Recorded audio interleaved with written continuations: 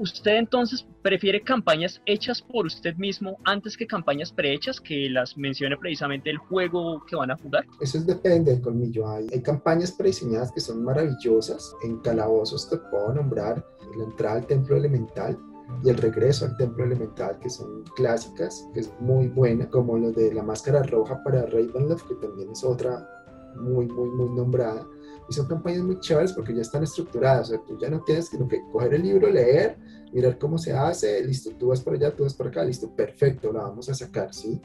Entonces, no es que prefiera una o la otra, sino es que según lo que yo quiera en ese momento o lo que tenga como la necesidad de hacerlo, la hago, porque igual una campaña prediseñada también la tienes que preparar, tienes que ponerle tu toque, tienes que al menos leértela como mínimo. Entonces, listo, yo por lo menos hay un setting que no es una campaña, ya entramos a un tema un poco más técnico. El setting es como un submundo dentro del mundo que te ofrecen los mismos libros. Y hay un setting de estos en Vampiro que me encanta, porque es un castillo donde están todos los delincuentes, que son como el top de los vampiros actuales, los que dirigen a todos los vampiros, supuestamente. Y es cómo interactúan entre ellos y cómo entras a ese castillo que además no aparece en ningún lado. Tú puedes estar al frente de él y no lo ves. Es parte de su estratagema, no aparece en ningún mapa, ¿sí? Entonces, son settings que no puede armar 25.000 historias solo ahí. Y es un castillo, ¿sí?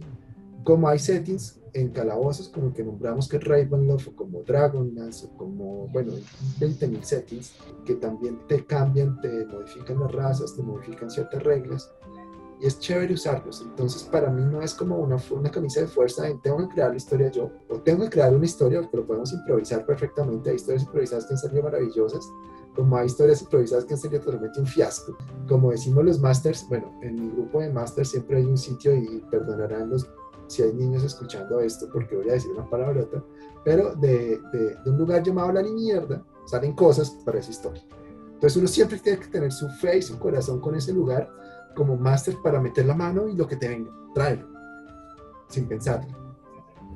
Eso a mí me parece Entiendo. perfecto, sobre todo que es que hay una cosa muy importante de la que tú estás diciendo, y es que los jugadores pueden cambiar mucho la historia que uno está dirigiendo. O sea, si uno esté con un libro ahí que dice que la historia tiene que ir de esta manera u otra, hay ciertos personajes, hay ciertos jugadores que tienen un don especial como de transformar la partida y de meterle su propia energía, y uno dice, no, démosle protagonismo a este personaje, démosle un poco de libertad, y la historia se empieza a desarrollar por otra forma completamente diferente. Y pues tú que tienes esa como posibilidad de darle mayor fuerza a lo que es el rol, y teniendo la experiencia que tienes pues ya dirigiendo otras mesas y teniendo tus propias historias y todo este cuento, yo creo que para ti es súper sencillo empezar con una mesa, con algo ya prediseñado, y después convertirlo en algo completamente nuevo dependiendo de los jugadores.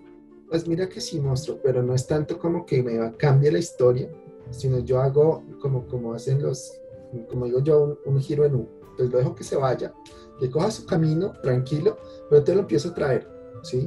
No a la fuerza, porque no me gustan esos masters que como que tú te sales de la historia porque estás chévere haciendo algún quest diferente, o parte de tu propia historia personal del jugador que uno como máster no la conoce, pero no crea la historia porque no tiene los jugadores ahí encima, ¿sí? Entonces, como el personaje tiene, no sé, un pacto con un demonio, como me pasó hace poquito, ¿sí? Entonces, duraron 2 sesiones tratando de pelear con ese demonio y se salieron totalmente de la historia, ¿sí? Casi se mueren porque, pues, no tenían todavía el nivel para pelear con él, ¿sí? Pero pues me tocó ahí como hacer que el demonio todavía no los quería matar y pues no dañar la historia, sino que el demonio no jugó a su 100%, sino jugó solo a tratarse de robar una pelada, un personaje que tenía ese pacto y que lo habían roto sus padres para que no se fuera con ese demonio, ¿sí? Entonces finalmente pues lo lograron solventar, encerraron el demonio en una gema y eso se va a resolver más adelante. Entonces como, vamos a dejar aquí, muy bien, ¡ting! Ahí queda guardado, ¿sí? Pero ya lo seguí la historia y ya estamos en otro plano, inclusive que esta historia salta como por 4 planos diferentes. Entonces, ahí vamos, es como la mesa que estoy narrando actualmente de Calabozos, con unos jugadores impresionantes, además, todos amigos míos, también como decías, eso une personas y es la idea. Entonces, es como eso, no es como que vamos a quitarle la creatividad, finalmente esto es un ejercicio creativo. Sí, para mí el juego de rol es un ejercicio creativo, algo que te saca de la realidad, algo que te saca de tu día a día y algo que te lleva a mundos diferentes. Entonces, permitámosles eso, no cerremos a que es solo mi historia y aquí no se pueden salir, no, tienes todo un mundo. Ya es mi deber como máster el permitirte cuánto tiempo se lleva ese giro en U, pero te tengo que volver a traer a mi historia, ¿sí? Con cariño, con amor, pero lo tengo que volver a hacer. Eso sí es una obligación, no es si quiero o no, porque entonces se me sale toda historia, bueno, a no ser que estemos improvisando, si es una historia totalmente improvisada, listo, dale, yo por ahí anido y te meto otra cosa más adelante, y chévere porque me estás ayudando a improvisar, pero si ya es una historia escrita por mí o del libro, pues tengo que seguir los lineamientos del ser, el que tenga adendos y curvitas y listo, bien, perfecto, hasta es muy chévere. Yo, por ejemplo, hablo desde mi perspectiva como jugador novato y director novato. Pienso no solamente lo que usted dice de que el juego, si uno va a jugar un juego estandarizado, que es una guía y que uno tiene que dar riendas sueltas a la imaginación sobre esa guía, que obviamente el modo de jugar tiene sus reglas, tiene sus historias, tiene sus personajes, pero que uno no se tiene que regir únicamente porque eso es lo que hay y no hay nada más allá, o que eso es lo que existe y pasarse fuera de eso es herejía, sino el hecho de que uno tiene una historia y uno tiene que centrarla de una manera como es correcta, sea por parte de la inspiración y la improvisación propia, por lo que permita la misma campaña, pero existen como dos límites. El límite central, que es el de la historia por donde usted va a dirigir las cosas y por donde van a ir los jugadores, y un segundo límite más allá de ese, y ese espacio entre esos dos límites es el que permite que sus jugadores puedan irse como para esas subquests, como para esas cosas que no tienen que ver realmente con la campaña, sino es más una historia propia o algo que quieran experimentar o algo en que quieran llevar su personaje para ver cuál es el límite de ese personaje. Y eso, lo que usted dice, veo que es muy válido, o sea, dejarlos ir por ese camino y pues que conozcan, que no se limiten solamente a lo que están viendo, sino que experimenten con todo lo que usted puede dar y que pues a fin de cuentas usted es el máster, usted es el que permite que esas exploraciones más allá de la campaña se den y se permitan. Y hasta cierto punto que no lleguen al segundo límite, ahí sí irlos devolviendo al curso normal de las cosas para que sigan la campaña como debía ser y entonces todos felices. El máster sigue su historia, el jugador experimenta con su personaje más allá, todos los demás jugadores ven que hay como otros límites más allá de lo que está preestablecido y todos se sorprenden por lo que puede llegar a pasar porque es eso, es un juego de rol, o sea, es para que se dé rienda suelta a las posibles situaciones, simulaciones de cosas que pueden ocurrirles a cualquiera y que todos abran precisamente ese umbral de la creatividad y de sorprenderse con lo inesperado, con lo que no pueden saber qué va a ocurrir después. Exacto. Siempre le digo a mis jugadores, déjenme que los sorprenda, ¿sí? Porque muchos, o sea, hay varias cosas, creo que ya podemos empezar a hablar un poco de cosas técnicas, y es algo que yo siempre llamo el metajuego. Entonces, una cosa es lo que tú como colmillo sabe, ¿sí? Como jugador sabe, y otra cosa es lo que tu personaje como personaje sabe. Y no se puede meter esas dos cosas. Entonces, eso sí yo lo castigo como máster, mira, horriblemente, porque no permito que me revuelvan esas dos cosas porque eso me daña la historia, ¿sí? Entonces, yo prefiero que ellos, siempre les aclaro eso. Ojo que eso es metajuego y voy a dar la primera advertencia. Siempre lo hago así. Y ya todos como que, uy, Cristian se puso serio, ¿sí? Porque les hablo fuerte, yo siempre narro con este voz, entonces, pero cuando hablo del metajuego es, primera advertencia, es metajuego. Entonces ya todos como que, uy, marica, se puso serio el máster y como que complicado porque él es el que nos está dando todo. Entonces, pero digamos que es lo único. Igual también hay muchas formas de hacerle lo que hablábamos de las reglas y ese vacío entre lo que es la historia, lo que es el mundo, ¿sí? También es chévere. Y yo siempre he catalogado a los máster en básicamente tres. El primero, y los jugadores, ¿no? Porque también entran ahí, son los jugadores regleros, los que más detesto en esta vida. Entonces, te dicen, pero máster, es que en el libro, en el capítulo 2, en el parágrafo 3, línea 1, dice que yo puedo hacer eso. Entonces es como, uy, no, parce, si va a jugar así conmigo, esta no es su mesa. Porque yo aquí me salto todas las reglas. Tú te la puedes saber al derecho y al revés. Más, hay jugadores que se las saben más que yo, ¿sí? Porque a mí se me olvidan muchas reglas, porque las he cambiado, porque las he roto. Yo por lo menos en Calabozos te manejo la magia muy diferente a lo que dice el libro. Pero ya es mi mundo, es mi forma de manejar la magia, ¿sí? Entonces, yo les explico eso y les digo, bueno, conmigo ustedes o son lapsos con las reglas o básicamente les voy a hacer una última narración y se las voy a hacer hoy aquí. Tú miras al piso y ves como una sombra grande empieza a agrandarse en tus pies, y se agranda, se agranda, se agranda, se agranda, hasta que oyes tu cabeza tronar y tu cuerpo partirse en dos.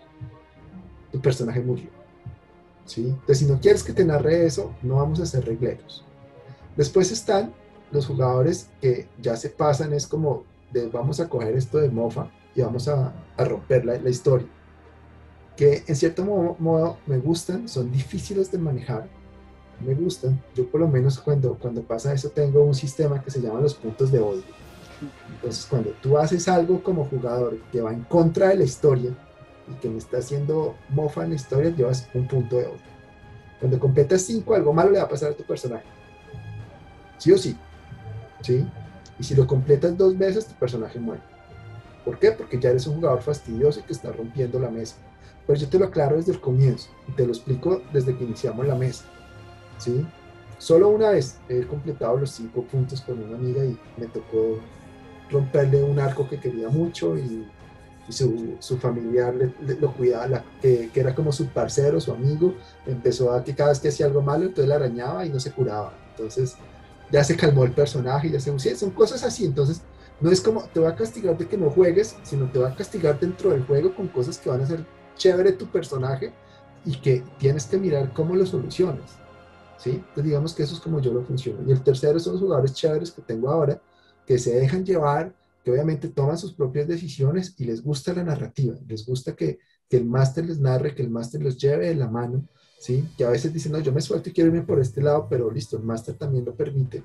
Y esos son los jugadores que yo he tratado de educar y de mantener, porque básicamente la mayoría de mis amigos que juegan rol empezaron de cero conmigo.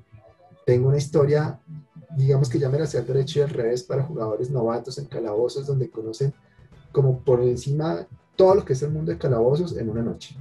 Y que es una historia que puedes solucionar sin sacar una espada de tu cinto. Solo a punta de inteligencia la puedes solucionar, pero nadie la ha solucionado así. Yo la tengo hace como 7 años, 7 años que llevo narrando esa historia. Digamos que hay otro, pero ese otro siempre por lo general lo termino sacando de la mesa mismo, que es el que ya se come el cuento y se mete demasiado en el personaje, ¿sí? En el que después cuando sales termina sacando una espada y también pelean. No, hay ciertas cosas que no me gustan como máster, y por lo menos en mi mesa saben que si van a tomar, no jugamos rol. Si van a meter drogas, no jugamos rol, ¿sí? Solo con gaseosita. Bueno, hay ciertos juegos que permiten una copa de vino para toda la mesa, como Vampiro, ¿sí? Porque pues es chévere con una copa de vino que simule que es la sangre, entonces, pero es una copa de vino para toda la noche, para todos los 4 o 5 que estamos ahí, que básicamente se van a tomar una, máximo 2 copas, y ya, y no pasa nada, porque es que revolver tanta creatividad con un aliciente a tu creatividad es demasiado heavy. Lo he vivido, he tenido másters borrachos dirigiendo, que yo le digo, no, parce, seguimos la historia después porque usted ya se fue por otro lado. Y lo mismo los jugadores. Entonces, digamos que esos son como mis únicos lineamientos. Bueno, y tampoco narro con niños, o si narro con niños, les narro algo muy suave y siempre como metiéndolos en una fantasía dentro de la fantasía, para que ellos entiendan doble vez que es una fantasía, porque psicológicamente ellos no han creado su personalidad. Y si yo no tengo cuidado con eso, les puedo cagar la personalidad, ¿sí? Entonces, eso es complicado. Y sí hemos narrado para niños una vez que tuvimos como un sitio de estos, un hobby center, y teníamos niños los sábados, pero era un juego donde ellos básicamente todo pasaba cuando ellos se dormían, ya era un sueño, toda era la historia. Entonces ahí se les narraba todo muy suave, muy soft, no tan fuerte, no tan narrativo, para que ellos no se crean, porque un niño tiene la creatividad ahí de mano. Entonces, ojo con eso, para los que están empezando a jugar esto. Si van a jugar con alguien menor de 12 años, inclusive para mí este límite son como 12 años, entre 12 y 15 tienen que conocerlos realmente y saber que ya tienen una personalidad definida, y eso lo tienen que hablar con sus padres, obviamente, que si no se pueden meter en un lío, sea su primo, sea el amigo, el vecino, lo que sea. Entonces también para que lo tengan en cuenta, y de resto, nada, adelante y divirtamos, que esto es para eso.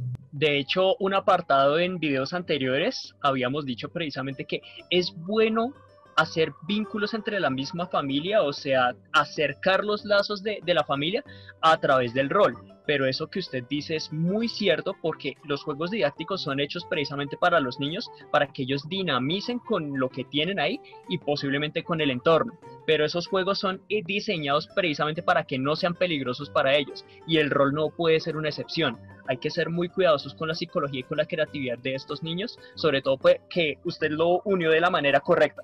Hay maneras en las que uno se puede desinhibir del sistema nervioso y hágale con todo lo que tenga y ponerle el cerebro a toda, pero desafortunadamente los niños prácticamente están en ese estado todo ese tiempo porque ellos están absorbiendo todo el tiempo. Entonces hay que tener especial cuidado con ellos, como cuando uno pierde, o sea, lo que uno llama cuando uno está en un estado alterado de conciencia, o sea, con ellos toca todo el tiempo así, toca muy segurito con ese tipo de juegos, pero es cierto que pueden ser muy benéficos para ellos y para la familia, como lo que usted comentaba, que no en un rango directo de beneficio por el mismo juego de rol, pero sí como un efecto secundario, usted se volvió un lector mucho más dado a las historias, a las letras, y eso lo acercó más a su familia, hacia sus padres en este caso. Eso es algo sorprendente y eso es algo muy bueno que yo llevo a acotaciones, porque queremos también en este canal mostrar que el juego de rol no es solamente el juego de rol que inicia con la mesa y termina con cada sesión, sino que va más allá y termina es donde la persona decida acabarlo, y precisamente uno no sabe qué vínculos puede llevar ese juego de rol a la vida real, como usted dice, de un lado negativo en que un juego de rol se pase a la realidad, o de un lado positivo de que un juego de rol lleve de manera beneficiosa a otras personas a unirse más a uno, a generar vínculos, a generar mejor familia, a incluso limar asperezas de una manera mucho más saludable. Mira, Colmillo, que sí, y te voy a contar dos anécdotas chéveres que tuvimos. Una mesa que empezamos de vampiro en este sitio que tuvimos de Hobby Center alguna vez. Llegó una mujer que te saludaba así: hola. Tú casi no le escuchabas el saludo y siempre miraba al piso. Era una persona muy tímida, muy introvertida. Pero vio en Facebook nuestra publicación y dijo: quiero ver si esto me ayuda. Mira, a los 3 meses, esa mujer estaba hablando contigo como estoy hablando yo en este momento. ¿Y por qué? Porque el rol, nosotros siempre en la mesa le decíamos: bueno, tienes que interactuar, habla, dinos, ¿qué quieres hacer? Siempre la presionábamos para que rompiera ese vínculo, obviamente no a la fuerza, sino dale, si no me dices qué vas a hacer, pues tu personaje no va a hacer nada, no vas a avanzar en la historia.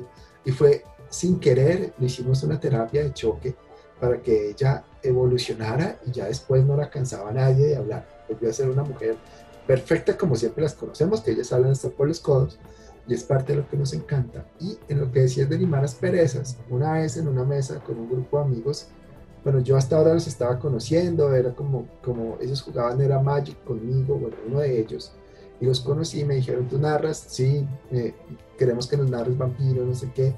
Mira, hubo una sesión en que yo creo que no se fueron a los golpes porque la pared atiende. Porque como que habían limaron muchas asperezas ahí entre los personajes y los jugadores, y yo al final era como: venga, muchachos, pero calmémonos, ¿sí? Hablen las cosas, no sé qué, ¿sí? Dejemos ahí la historia, si quieren la seguimos después, no hay problema, pero pues charles, ustedes tienen ahí sus cosas que no quiero que miren cómo están a punto de que se van a los golpes. Que eso es algo que tú como máster tienes que aprender.